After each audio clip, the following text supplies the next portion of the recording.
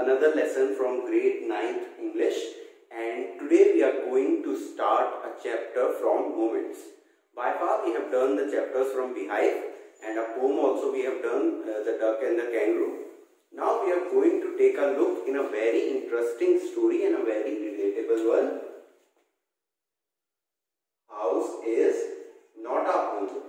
House is not a home. So two words are there in the title, house and home. Do you find any difference in both? If your answer is yes, then you can relate with the chapter. This very nice story has been written by Zen Gaudioso. Repeat after me. Zen Gaudioso. Zen Gaudioso. Okay. So, what is a house and what is a home? Okay. So, understand it by this way. You are going to your relative for Diwali to give sweets. So, you are going to their home, and for you it is a house. Why so? What is a house? A place made up of walls and all the concrete, a concrete structure where we live. Okay, this is called a house. And when we live in it, when it is our own, then it is called a home. Why so? Because a house is a concrete structure, but home is a place where we live. House is just built and home we make it. Okay, we have, suppose anyone is going to their new house. They have built a new one. They are going to live in it. When they will move in the house, then they will make it their home. Okay, home is a place where we have a lot of memories. Okay, lot of good memories. A place where we spend our days. We cry. We make laughter. We make different memories. So this is a difference between a house and a home. So this is what we are going to see in the story. It is not just about a house, a home. It is a different kind of a what can I say, emotion that you will have when you will read the chapter. House is not a home. It is a very nice story. This will tell you about emotions, the thing which we have with materialistic things. Suppose I am very fond of this marker. I have started teaching and I am very fond of this one, because this was the first marker with which I wrote first time on a whiteboard. So I have memories with it. So things are like in our lives also, that we create a lot of memories and then we make a home out of a house. So a house is not a home. This we are going to read together. It is written by Zen Gaudioso. Zen Gaudioso is a very nice writer. He has written on such emotional topics only, and we are going to read this story together. So I am Aman from DPS Salwani Ramachor. You are watching PTO classes. Let's together read the chapter. Okay, so we are going to study the chapter A House is Not a Home. This is the 8th chapter from Moment, and this story, as I have told you, is written by Zen Gaudioso. So this story reflects the challenges of being a teenager. Okay, what challenges are there in front of your life, because you also are teenagers. So this is a very relatable story. This will be a very relatable one. And the problems of growing up. When we are growing up, we have our own problems. We don't have the problems doesn't feel much to the elders or anyone else, but for a teenager it is very big. How? You have changes in your body, physical changes are there. You, as the physical changes take place, your mind also faces some trouble because of it, because you are in a dilemma that what is happening with myself. You are growing up, your mood is different, your liking is different. Like when you would have been a kid, you used to enjoy cartoon. Still, some of you may do. I still in this age I enjoy Shinchan and all. So that is that doesn't mean that we can't make it a point, but when you're changing, when you're growing up, you have certain changes in your mind, in your body.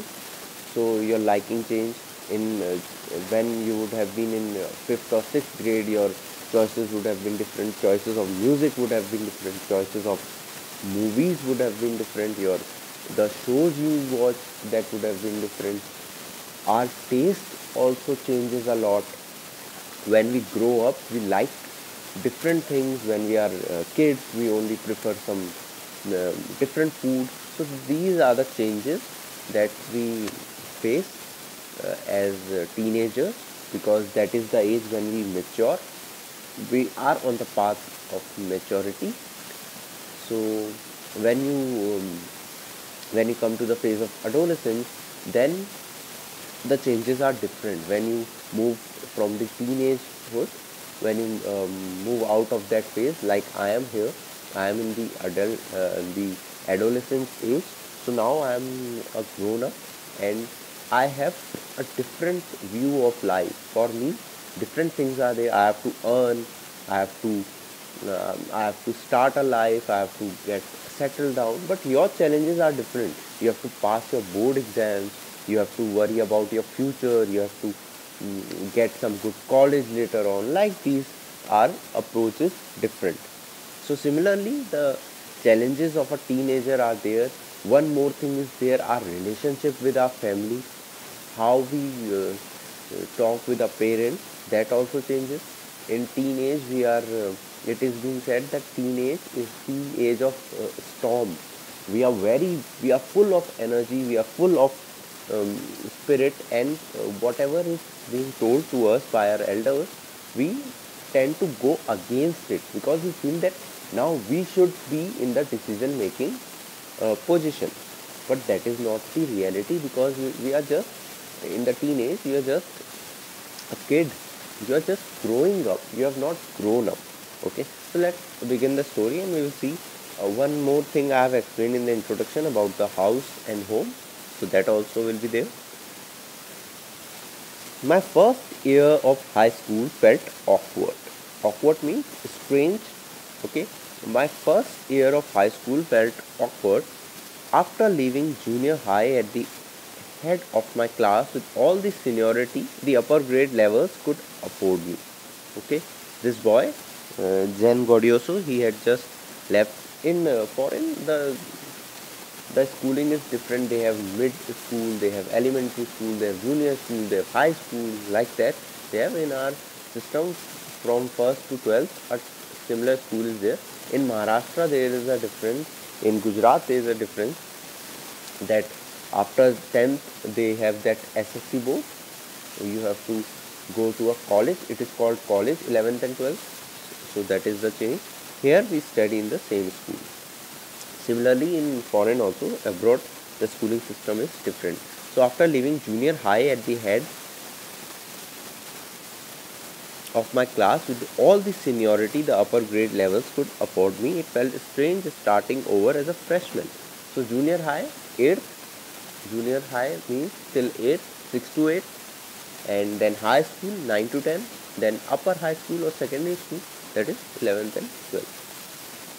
So he was now going to the high school, and the first year of high school, that is 9, that is exactly your age, was a little awkward for the author, because he was a fresher. Now his school had changed from the previous school of the junior high school. He has went to a different school. The school was twice as big as my old school.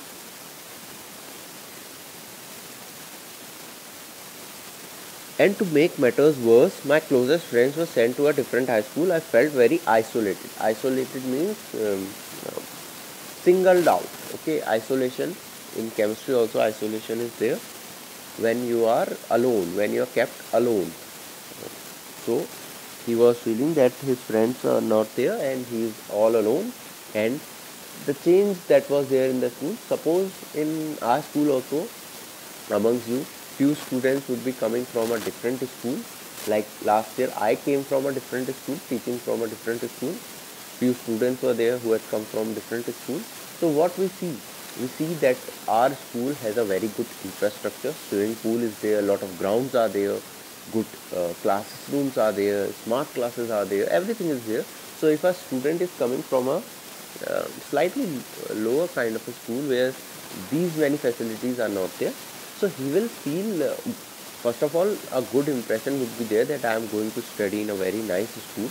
But on the contrary, one thing would be there that he will feel that where I am today, I am not, I don't belong here. I was from a different school. Now all the facilities are there. The modern school is there. The big school is there, and you feel a little different. You feel your confidence is not that high gradually. It varies, but in most of the people, when you come across a big place, when you have to settle down in a place where it was a little on the lower end before, so you feel that you are not that much confident. I missed my old teachers so much that I would go back and visit them. They would encourage me to get involved in school activities so that I could meet new people. So the guy, Zen used to miss his old teachers. You have your bond with the teachers, and he would like to go back to visit them. They would encourage him. A teacher always encourages his people that to get involved in the activities, make new friends. Okay, they told me that in time I would adjust and probably end up loving my new school more than I had my old one. So like elders do, they guided him that when you will make new friends, when you will adjust in the society, in the school, you will feel that it is a better place. They made me promise that when that happened, I would still come by and visit them from time to time. I understood the psychology in what they were saying, but I took some comfort it nonetheless. So they said that even after you would have adjusted, we will meet. You will be always welcome to come to us. So this was it. Now one Sunday afternoon, not long after I had started high school, so when he just started his ninth grade, he was sitting at home at our dining table doing homework. It was a cold and windy fall day, and we had a fire going in our fireplace. So fireplace, you would have seen, chimneys are there in all kind of houses, especially in abroad. The chimneys are there in the center, a fireplace is there. So the fire was blown, and as usual my red tabby cat was lying on top of all my papers. So he had a red tabby cat, a very fat cat, who was lying on the papers, purring. The cat makes purr sound, purring loudly and occasionally sweating at my pen for entertainment's sake. If you have a cat, if you had a cat anytime, and if some of you still have, then you would see that whenever a cat is happy and wants to play or whatever, they make a purr sound. In Hindi we got a gurr, like that they do. So the cat was doing, and he was sitting around the fireplace doing his homework in the dining room table, and the cat was lying on the top of the papers. She was never far from me. I had rescued her when she was a kitten, and somehow she knew that I was the one responsible for giving her the good life. So the narrator, the author, had rescued her when she was a kitten, a small baby cat, and somehow she knew that he was the one responsible for rescuing her. My mother stopped stoking the fire to keep the house kept stoking the fire to keep the house warm. Suddenly I smelled something strange, and then I noticed it. Smoke pouring in through the seams of the ceiling. So smoke was coming from the ceiling. The smoke began to fill the room so quickly that we could barely see. So when the mother was stoking the fire, the author Zen, he felt that smoke was coming from the ceiling, and the smoke began to fill the room so quickly that anything was barely visible. Groping our way to the front door, we ran out to the front yard. By the time we made our way outside, the whole roof was engulfed in flames and it was spreading quickly. So what happened? When they came out quickly to rescue them, the house, it took fire. I ran to the neighbors to call the fire department while I watched my mother run back into the house. So they called the fire department with the help of the neighbors, and suddenly the mother, went inside into the house. My mother then ran out of the house carrying a small metal box full of important documents. She dropped the case on the lawn and in a crazed state ran back into the house. Okay, so she got all the papers, the documents that were essential from the house, and she again went inside, and the author was knowing what she was going for. I knew what she was after. My father had died when I was young, so she was a widow, and he didn't had the father, and I was certain that she was not going to let his pictures and letters go up in flames. So the mother was going to take the picture and letters sent by the father. They were only the things that she had to remember him by. Still, I screamed at her, "Mom, no!" So the boy was worried.